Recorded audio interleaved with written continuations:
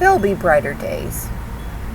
The only time I remember wanting to strangle my husband was when my second daughter was a baby during the pre-disposable diaper era. 4 days of rainy weather in July had made the house as soggy inside as outside.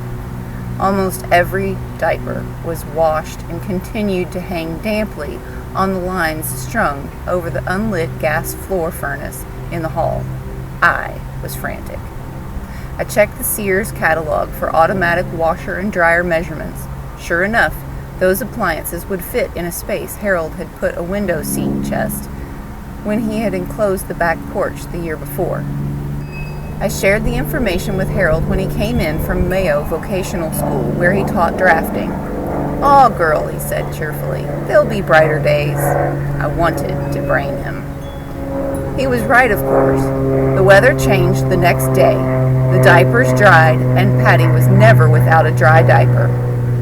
When I was trying to come to terms with my husband's Alzheimer's disease a few years ago, one day I hit rock bottom. I could no longer talk over my problems with Harold, who had been my best friend and confidant for 30 years, because his inability to understand and reason was my problem.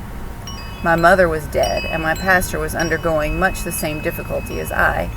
All my usual counseling avenues were closed. I called the helpline of the 700 Club, a religious television show.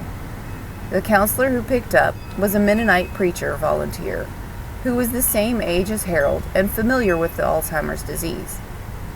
He prayed with me that Harold would never embarrass the Lord's work as the disease progressed, and then he gave me Philippians 4 to be my special guidance chapter.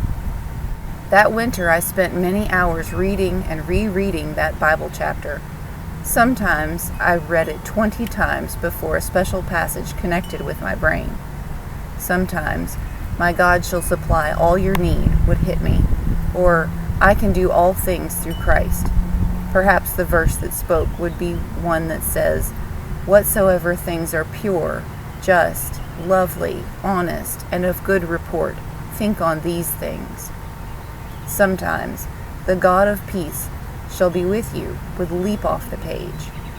These messages comforted me, and through them I was able to hold on to faith and sanity during a very difficult period of my life.